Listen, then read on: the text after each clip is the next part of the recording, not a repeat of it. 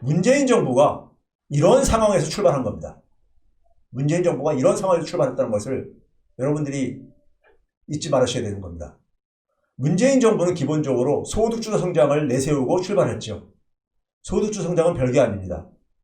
자, 수출이 파산이 된 상황에서 수출주도 성장이 더 이상 불가능한 상황 속에서 결국 내수를 키울 수밖에 없고, 내수를 키워야 되는데 내수의 중심은 가계 소비일 수밖에 없죠.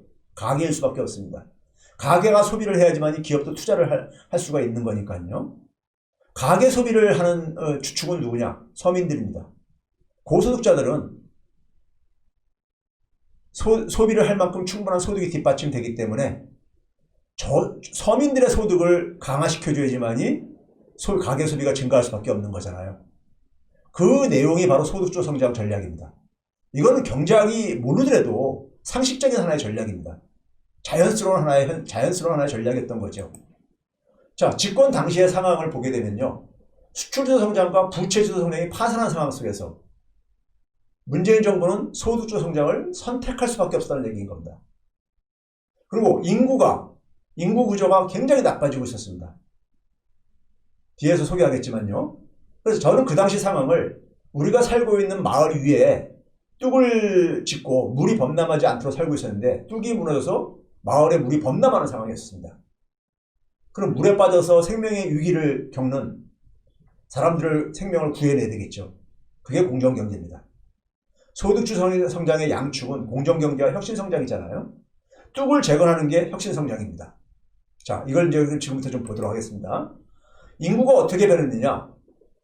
2017년 5월 10일 날 문재인 정부가 출범을 했죠. 최근 2020년 11월 달까지가 지금 통계가 나와 있기 때문에요. 이 사이에 65세 이상 인구가 한 130만 명 가깝게 증가했습니다.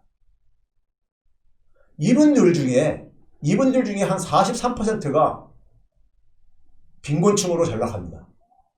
65세가 넘는 순간에. 왜 그러냐? 조기에 퇴직하잖아요. 그리고 자녀들을 키우면서 노후를 대비하지 못하다 보니까 65세가 넘는 순간에 많은 10명 중에 4명 이상이 빈곤층으로 전락을 합니다. 근데 130만 명이 증가했다 이겁니다. 반면에 50세 미만, 경제활동을 왕성하게 하는 50세 미만 연령층들은 124만 명이 감소했습니다. 같은 기간에. 이게 대한민국의 지금 인구 구조의 현실입니다. 이건 당분간 지속될 수밖에 없습니다. 자, 그래서 소득주도 성장은요, 문재인 정부가 했던 거 한번 생각을 해보세요. 자, 가계소득 증대를 하기 위해서 최저임금 인상 이런 거 했었죠. 그렇죠? 그 다음에 근로장려금 등 이런 거 지원을 더 늘렸죠. 자영업자들한테 카드 수수료 인하하고 사회보험료 지원해주고 이런 것도 했었죠. 기억들 하실 겁니다. 그 다음에 가계의 생계비를 경감시켜주기 위해서 문재인 케어라고 얘기를 하죠. 의료비 경감 많이 했죠. 그리고 보육료도 경감하고 주거부담도 경감하고 통신비, 교통비 이런 것도 경감했죠. 빈곤층들 대상으로 해서요. 그리고 아동수당 도입도 전 계층으로 확대했고 기초연금도 증액했고 장애인연금도 확대했고 기초생활보장 대상자도 확대를 시켰죠. 이게 바로 소득주도 성장의 내용들입니다. 그러면 이러한 정책의 결과가 어떻게 결과가 나올지는 우리 쉽게 예상할 수 있습니다. 문재인 정부 3년간 전체 가계가 소득이 다 증가로 바뀝니다. 2019년 4분기에 90%가 소득이 후퇴하던 상황에서 다 하위 10%부터 상위 10%까지 다 소득을 증가세로 역전시켜놨습니다. 증가세로 바꿔놓은 겁니다. 자, 이거 하나만 보더라도 소득주 성장 정책은 상당한 성과를 만들어낸 겁니다. 그렇죠? 자, 박근혜 정부 때와 문재인 정부 때 주요 지표들을 한번 봐봅시다. 한 나라에 있어서의, 그러니까 우리가 생산성과 생계비를 결정하는 1인당 PPP GDP가 성장률이 떨어지게 되면 많이 이게 떨어지게 돼 있는데 거의 비슷하게 2.5에서 2.4%로 변화가 없죠. 연평균입니다. 노동생산성은 오히려 문재인 정부가 한 55%나 더 증가했습니다. 즉 박근혜 정부에서는 더 오랫동안 일을 해가지고 만들어낸 겁니다. 2.5%는요. 문재인 정부에서 노동시간이 한 연 100시간이 줄어들었습니다. 그러다 보니까 노동 생산성은 문재인 정부에서 박근혜 정부보다 55%가 증가한 것입니다. 가계소득 증가율을 봐보세요. 4분기 기준으로 보게 되면은 2012년부터 16년에 연평균 1.3%에서 문재인 정부 3년 동안 지난해까지 2019년까지 5.5%. 약 몇 배입니까? 14배 정도 그랬습니다. 자, 3분기 기준으로 보더라도 올해 3분기까지, 아니 지난해 3분기까지 보더라도 코로나 재난이 있었던 지난해 3분기까지 보더라도 어떻습니까? 1.8%에서 4.5%로 문재인 정부에서 가계소득이 훨씬 더 많이 증가했죠. 가계소득을 증가시키려고 하는 것이 소득적 성장 정책의 목표였었고 그걸 하겠다고 공약을 내세우고 출범을 했는데 공약 달성을 한 거잖아요. 그렇죠? 거시경제 지표로도 더 낫다는 얘기인 겁니다. GDP 1인당 GDP하고 노동생산성의 차이는 뭐냐면 또 비슷한 건데 1인당은 우리가 하루에 한 사람이 그러니까 얼마나 그러니까 소득을 만들어내냐는 것이고요. 노동생산성은 시간당이 있는데 노동생산성이 더 크다는 얘기는 더 적은 노동시간이 줄어든 결과로 노동시간당 그러니까 소득은 더 많이 증가시켰다는 얘기인 겁니다. 더 거시경제 지표나 미시적인 가계소득 지표나 다 개선됐잖아요. 자, 고용지표를 한번 봐봅시다. 문재인 정부하고 박근혜 정부를 한번 비교해보세요. 고용률이나 3대 고용지표라고 합니다. 15세 이상 인구 중에서 일자리를 얼마나 가지고 있느냐 하는 것이 고용률이고 경제활동에 참여하는 인구의 비중을 경제활동 참가율이라고 하고 있고요. 그리고 실업률 대부분이 다 개선됐죠. 그렇죠? 자, 연령별 고용률도 한번 봐보세요. 연령별 고용률도 박근혜 정부 끝나는 16년하고 2019년하고 지난해는 우리가 코로나라는 특별한 사태니까요. 2019년과 비교를 해보세요. 청년층 고용률 다 개선됐습니다. 예? 특히 여기 대학교 졸업 연령층에 해당될 수 있는 20대 후반 같은 경우도 한 1%포인트 더 증가했잖아요. 그렇죠? 40대만 좀 줄어들었을 뿐이지 나머지 연령층은 다 증가했습니다. 40대가 줄어든 이유는 뒤에서 좀 말씀드리도록 하겠습니다.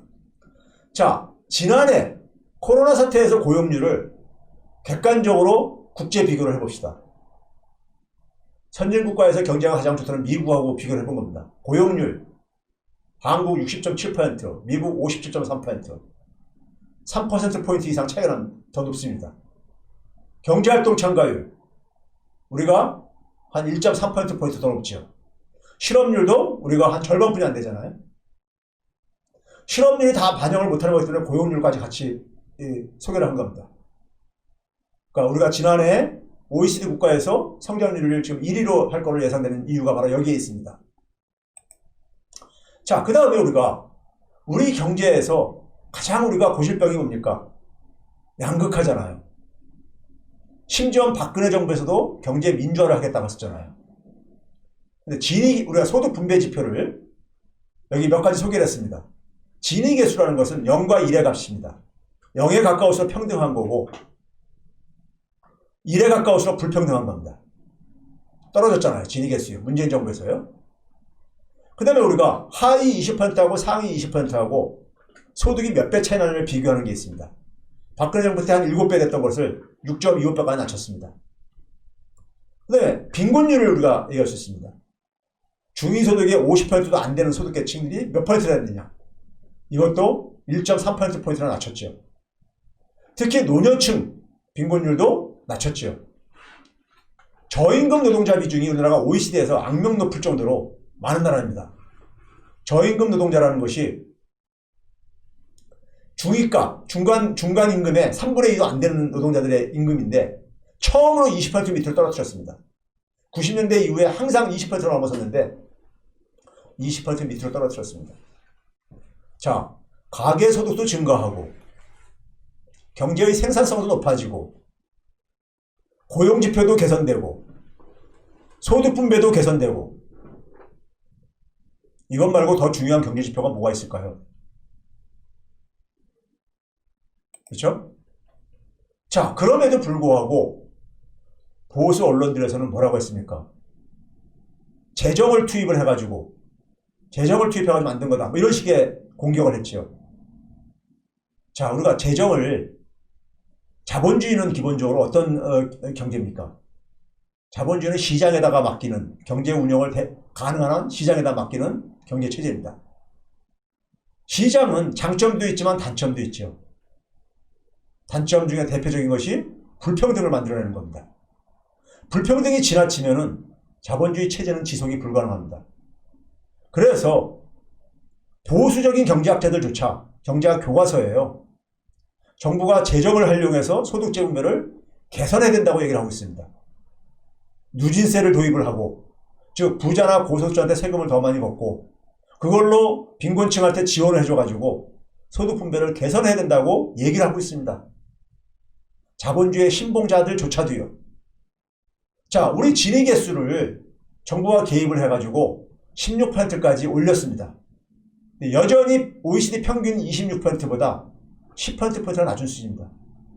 더 정부가 재정을 활용을 해서 소득재 분배를 해야 된다는 얘기입니다. 더 해야 된다는 얘기입니다. OECD 평균 정도 가려면요. OECD의 상위 국가들이 아니라 평균 수준에 쫓아가려면 더 해야 된다는 얘기입니다. 저임금 노동자 비중도 아까 20% 밑에까지 떨어뜨렸다고 했죠. 17%까지요. 그런데도 OECD 평균보다는 한 15%보다는 여전히 높은 수준입니다. 더 낮춰야 된다는 얘기인 겁니다. 즉 최저임금 인상도 더 해야 된다는 얘기고 근로장려세도 더 강화해야 된다는 얘기고요. 그렇죠? 자, 빈곤율도요 개선했지요. 앞에서 봤듯이요. 근데 여전히 OECD 37개 국가 중에서는 6위입니다. OECD 평균보다는 여전히 높은 수준이라는 얘기입니다. 노인 빈곤율도 마찬가지입니다. 일부 개선했지만은 여전히 OECD 평균보다는 4배에 가까운 수준입니다. 더 재정을 투입해야 된다는 얘기입니다. 노동시간을 우리나라가 OECD에서 연평균 노동시간에 있어서 멕시코 다음으로 높은 나라로 유명하죠. 악명 높지요. 과로사가 사회적인 문제가 될 정도로요. 노동시간을 문재인 정부에서 연 100시간 축소시켰습니다. 그럼에도 불구하고 여전히 OECD에서 2위입니다. OECD 평균보다는 300시간 이상 많은 수준입니다. 아예 더 줄여야 된다는 얘기인 겁니다. 한참. 그렇죠? 그런데 노동시간 줄은 걸 가지고 유승민 의원 같은 사람은 뭐라고 합니까? 사람들이 그러니까는 노동시간이 줄어든, 네? 소위 말해서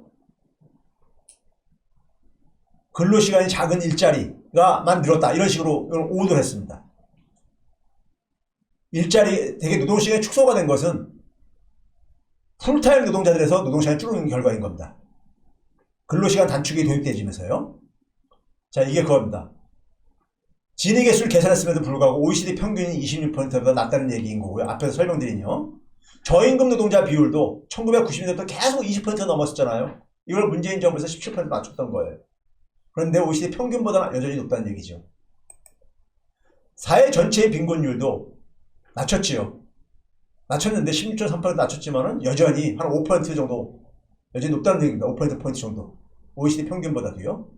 65세 노인 빈곤율은 말할 것도 없고요. 그렇죠? 여전히 갈 길이 멀다는 얘기입니다. 소득 주도 성장이 지속돼야 된다고 제가 계속 강조하는 이유인 겁니다. 여기서 멈춰서는 안 된다는 얘기입니다. 아직 한참 멀었다는 얘기인 겁니다. 그런데 소득 주도 성장은 중단돼 버렸습니다. 중단됐어요. 제가 오늘 얘기하고 싶은 건 바로 여기서부터입니다. 본론은요. 왜 그러냐? 소득주도 성장을 추진하는 팀들이 해체됐습니다. 지금은 정부에서 공식적으로 누구도 소득주도 성장이라는 용어를 입에 담지 않고 있습니다. 언제부턴가. 그렇죠? 소득주도 성장은 누가 한 겁니까? 문재인 정권을 만드는데 기여를 했던 외부의 지식인들이 문재인 정부의 초기에 청와대에 입성을 했었죠. 홍장표 경제수석이라든가 장하성 실장이라든가 이런 사람들이요. 그 사람들 지금 다 청와대를 떠났잖아요. 그 자리를 누가 차지하고 있느냐? 관료. 지금 경제수석은 홍장표 수석이 떠난 이후에 계속 관료들이, 기재부 출신의 관료들이 맡고 있습니다. 그 결과입니다.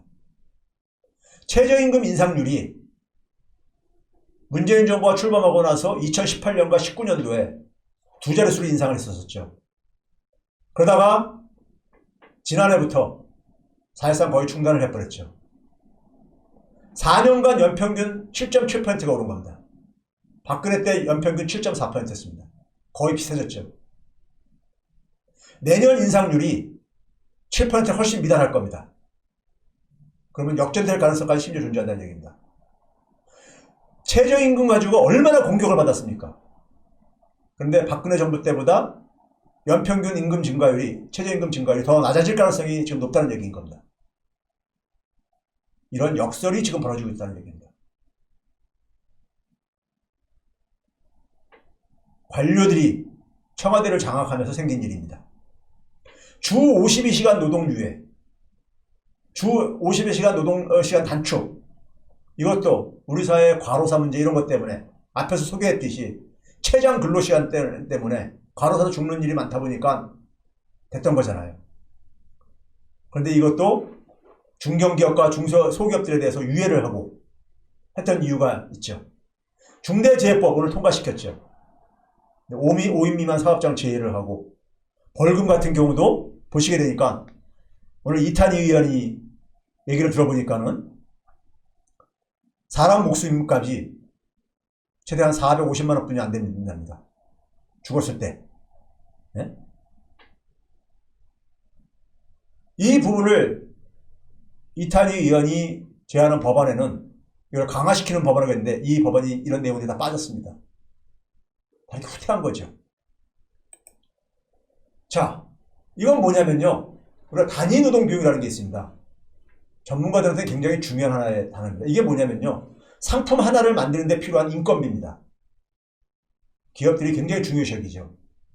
이거는 물가에 가장 단기에 영향을 미치는 요인입니다. 그래서 중앙은행에서도 굉장히 항상 관찰하는 지표입니다. 근데 문재인 정부가 집권하고 난 이후에 어느 정도 올랐냐? 3.2% 정도 올랐습니다. OECD 평균이 9.7%입니다. 우리나라는 3분의 1 정도뿐이 안 올랐다는 얘기입니다. 여전히 뭐냐면은 임금 경쟁력, 인건비에 낮은 임금에 의존하는 수출 경쟁력을 추구하고 있다는 얘기인 겁니다. 그런데도 불구하고 최저임금 인상을 멈춘 겁니다. 자, 이렇게 소득주상정 정책이 중단된 이유가 뭐냐? 이거를 촛불시민들은 잘 이해하셔야 됩니다. 그래서 적어도 다음 민주정부에서는 이 부분이 더 이상 중단되는 일이 없도록 해야 되는 겁니다. 첫째는 뭐냐? 보수 진영과 관료 언론들이 저항을 했죠.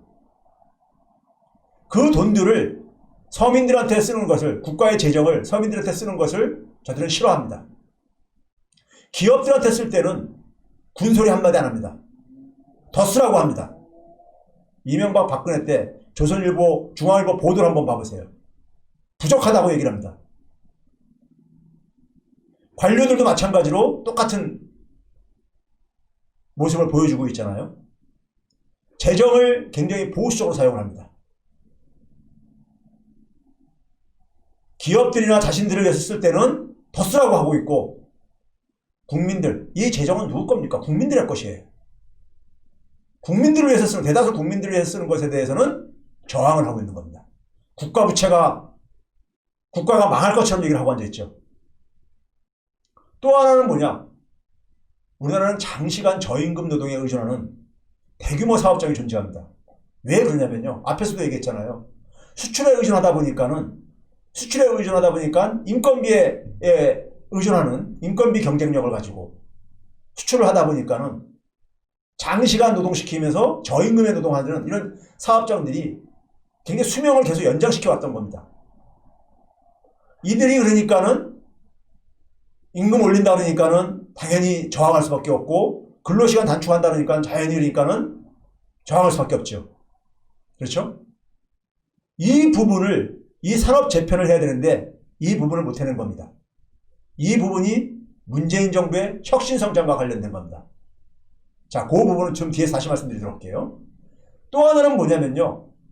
경제에도 기득권들이 있습니다. 재정은 기재부가 독점을 하고 있고요. 관료들이요. 재정 권한은요. 또 경제 기득권이 뭐가 있습니까? 부동산, 불로소득이요. 우리나라 건설 카르텔이 대단합니다. 건설 카르텔 대단해요, 여러분들이요. 그 다음에 금융이 가장 기울어지는 농장입니다. 이 경제 기득권 구조를 해체하지 않는 이상에는요, 소수자 성장 정책은 완성될 수 없습니다. 기회가 평등하고 결과가 정의로운 사회는 만들어질 수 없습니다. 자, 최저임금 인상을 그렇게 했으면 뭐합니까요? 임대료가 올라가고 집값이 올라가가지고 서민들 살기 힘들잖아요. 부동산 시장 정상을 못했기 때문인 겁니다. 자영업자들 계속 빚이 증가하고 있습니다. 금융개혁 못했기 때문인 겁니다. 자, 기회가 평등하고 과정이 공정하고 그래서 결과가 정의로운 사회를 만들려면요. 공정하게 자본주의의 가장 중요한 것은 공정경쟁입니다. 그래야지만 이 결과에 대해서 모두가 승복을 합니다. 근데 우리는 기본적으로 구조적으로 공정하지가 못합니다.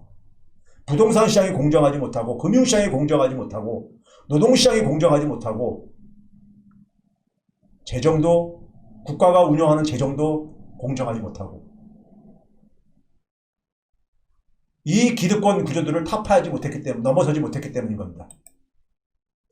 어제 이재명 지사의 페이스북글을 보니까요. 이런 글이 있더라고요.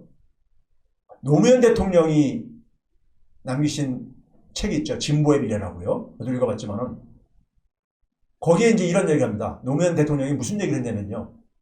관료에 포획됐다. 자신이 그러니까. 자신의 가장 안타까웠던 얘기를 하면서 이런 얘기를 합니다.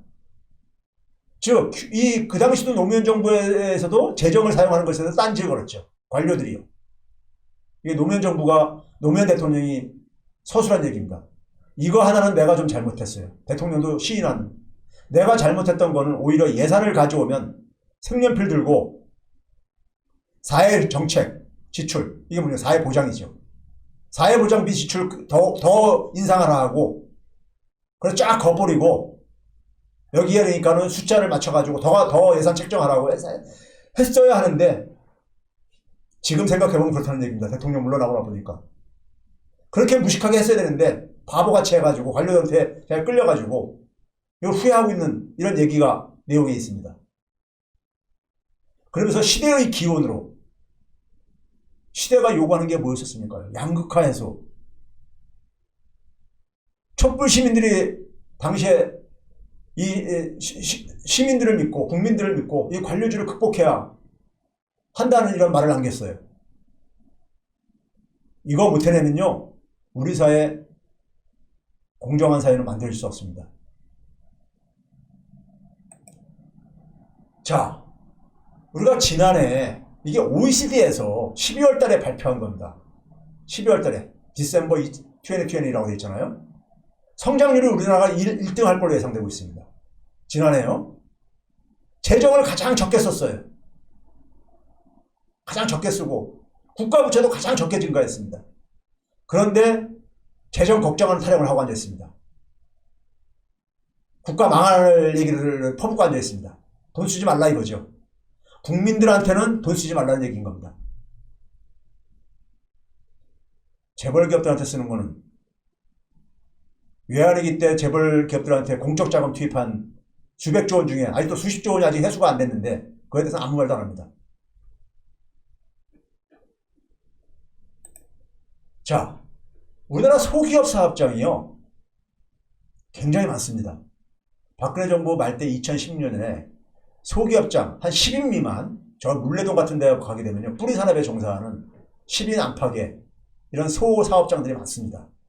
종사자 수가 10인 미만이요. 그러니까 9인 이하죠. 이 규모가요. 전체 사업장, 기업체 숫자 중에서 41%였었습니다. 근데 문재인 정부에서 45%까지 오히려 더 증가했어요. 그래서 중대재해법도 바로 여기서 브레이크 걸린 겁니다. 5인 미만 사업장들 이것 때문에요. 특히 제조업에서도 보게 되면 제조업도 여전히 그러니까 이 전체 41% 중에서 20%가 제조업이 차지하고 있다는 얘기입니다. 전체 45% 중에서 22%가 제조업이 차지하고 있다는 겁니다. 지금도 여전히요. 제조업의 의존도가 높은 나라인데 제조업이 이렇게 여전히 저부가 가치 사업장에 발목을 잡혀지고 있는 겁니다. 산업 재편이 필요한 거죠. 자, 기재부의 재정 권한을 보게 되면요. 잠깐 보면요. 기재부의 권한이 나타내는 게 헌법 89조 4항에 보게 되면요. 재정에 관한 사항은 국무회의, 대통령이 주재하는 국무회의에서 심의를 거치게 되어 있습니다. 근데 여기에서 주로 의견을 내는 게 누구예요? 해당 부서인 기재부입니다. 그리고 국회는 정부가 동의하지 않는, 정부가 제출한 지출 예산의 금액을 증액을 할 수가 없어요. 새 사업을 추가할 수가 없어요. 깎을 수는 있어도요. 이걸 누가 하냐? 그 재정을 담당하고 있는 기획재정부가 만든 대로 다 한다는 얘기인 겁니다. 예산 편성도 기재부가 하고, 집행도 그가 하고, 세금 문제도 기재부가 하고, 국가 채무도 다 기재부가 하고, 엄청난 권한을 갖고 있습니다. 기재부가. 홍남기 부총리가 그렇게 계속해서 고집을 피우는 이유가 이 막강한 권한 때문인 겁니다. 이거를 통제할 수 있는 사람은 대통령, 청와대뿐이 없는 겁니다. 이거를 저는 국민에게 돌려줘야 된다고 생각합니다. 관료들이 독점하는 예산 편성권, 세제 개편권, 이거 다 국민들한테 돌려줘야 됩니다. 차기 정부에서는 반드시 관철해야 되는 부분입니다. 그렇지 않으면 계속 재정을 쓸 수 없으면요. 정부가 정책을 추진하기 힘들잖아요. 그렇죠? 자, 그 다음에요. 이 재정을 이렇게 운영하다 보니까 어떤 문제가 생기냐면요. 재분배 정책이 여전히 미흡하게 되는 거잖아요. 조세 누진성도 강화해야 됩니다. 부동산이나 금융에서 생기는 소득에 대해서 세금이 너무 낮아요. 이거 불로소득들이잖아요, 다요. 그리고 사회복지 지출에 강화를 해야 됩니다. 이게 소위 국책연구기관에서 나온 결론들이에요. 제 얘기가 아니라 소득 재분배 정책이 더 강화해야 된다고 얘기를 합니다. 우리나라는 OECD에 비교해서 너무 미흡하다는 거 앞에서 다 제가 수치로 보여줬잖아요. 그러다 보니까 우리나라 기초생활 수급권자가 되려면요. 노동을 하지 못하는, 신체적으로 노동을 하지 못해야지만이 가능합니다. 노동 능력이 있는 사람은 기초생활 수급권자가 안 돼요. 소위 말해서 사지가 멀쩡한 놈한테 왜 국가가 지원하냐 하냐 이거죠. 송파 세모녀, 봉천 등의 탈북자 모자가 굶어 죽었는 기사, 그분들 기초생활 수급권자 아니었었습니다. 이게 우리의 현실입니다. 그런데도 소득재분배 더 확장하지 말라고 얘기를 하고 있습니다. 자, 두 번째는 아까 소사업장이 굉장히 많다 그랬죠. 소사업장이 굉장히 많다 그랬죠. 문재인 정부의 소수저 성장 정책은요, 공정경제와 혁신성장인데, 문제는 이 부분이 화학적으로 결합이 된 게 아니라 이게 기계적으로 결합된 겁니다. 공정경제와 소득주도 성장은 소위 문재인 정권을 탄생시킨 외부 지식인들이 만든 하나의 전략이었었습니다. 여기에 관료들이 혁신성장을 밀어넣었습니다. 혁신성장은 지금까지 여러분들 한번 봐보세요. 누가 주도를 하고 있는지. 기재부가 주도해왔습니다. 처음에 김동연 부총리가 혁신성장을 추진한다면서 뭐라고 얘기했습니까? 플랫폼 경제 활성화하겠다 했어요. 뒤를 이어서 홍남기 부총리가 바톤 터치를 하면서 데이터 경제 활성화하겠다 했습니다. 코로나 사태가 터지면서 한국형 뉴딜로 재포장을 했습니다. 한국형 뉴딜의 디지털 뉴딜이 바로 플랫폼 경제와 데이터 경제와 같은 말입니다. 용어만 재구성한 겁니다. 플랫폼 경제와 데이터 경제 활성화는 홍남기 부총리가 박근혜 정부 때 뭘 했는지 아십니까? 미래창조과학부, 박근혜 정부의 국정 철학이 하나 뭐였습니까? 창조경제 육성했었잖아요. 창조경제 육성을 담당하기 위해서 만든 부서가 뭡니까? 미래창조과학부였었어요. 미래창조과학부의 1차관이었었습니다. 그때 홍남기 부총리가 수립한 것이 이 플랫폼 경제, 데이터 경제 활성화 이런 거에 들였습니다. 숙박 공유 서비스, 차량 공유 서비스 활성화했다면서 그때 나온 2016년에 나온 산업정책의 얘기들이 그대로 재포장돼가지고 지금도 여전히 이게 활개치고 있는 겁니다. 관료들이 이명박 정부 때 소위 말해서 녹색 성장을 얘기했었죠. 녹색 산업 육성한다고. 박근혜 정부에서 창조경제 육성한다 했죠. 지금 현재 문재인 정부에서 한국형 뉴딜을 얘기하면서 디지털 뉴딜, 그린 뉴딜을 얘기하고 있죠. 너무 비슷한 냄새 나지 않아요? 그린 뉴딜과 녹색 성장, 창조경제와 디지털 뉴딜. 관료들의 손에 넘어가게 되면 이렇게 돼버립니다. 이거 그러면 이명박 정부와 박근혜 정부에서 녹색 산업 육성, 박근혜 정부에서 창조경제 육성, 가시적으로 성과を느끼는 거 있습니까? 그게 성과가 있었다면 박근혜 정부가 경제 파탄 안 일어났죠.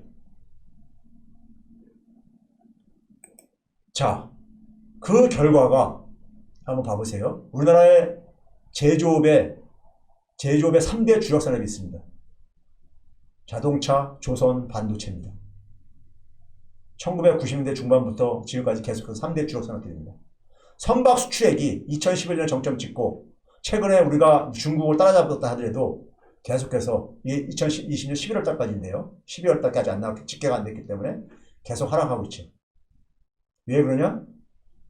글로벌 교역액이 줄어들기 때문입니다. 세계 무역이 줄어드니까 자연히 물동량이 줄어들잖아요. 물동량이 줄어드니까 뭐 어떤 충격을 탑니까? 해운업이 타격보잖아요. 해운업 타격보니까 조선업이 타격보죠. 이명박 박근혜 정부 때 우리 경험했던 거잖아요. 그게 아직도 회복이 안 되고 있습니다. 왜?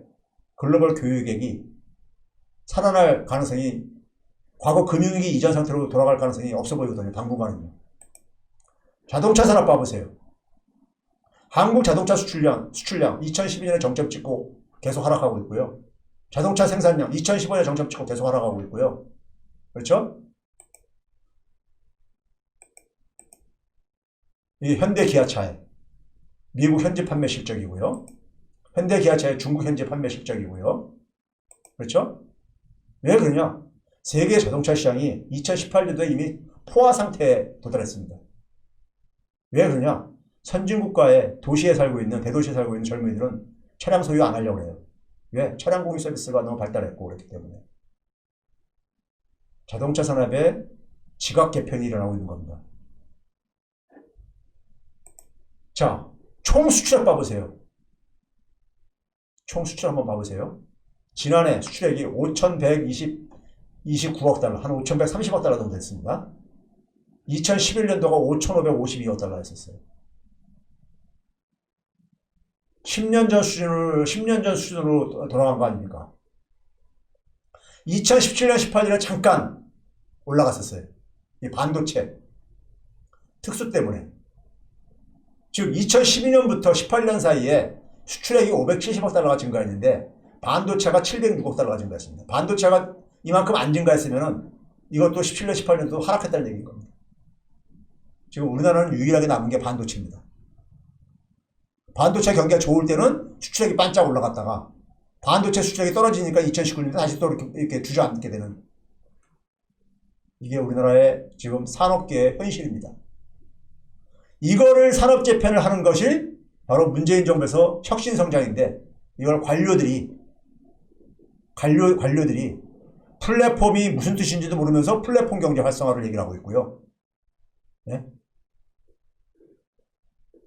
참, 더 얘기는 하고 싶지 않습니다. 그래서 문재인 정부에서도 제조업의 매출액 증가율은 떨어지고 있습니다. 17년에 집권한 이래 떨어지고 있죠. 이게 현실입니다. 제조업 일자리, 문재인 정부 출범한 이래 한 27만 개가 줄어들었습니다. 물론 지난해는 그러니까 우리가 코로나 때문이라고 하지만 코로나 이전에 줄어들고 있었습니다. 한 14만 개 이상이 줄어들었습니다.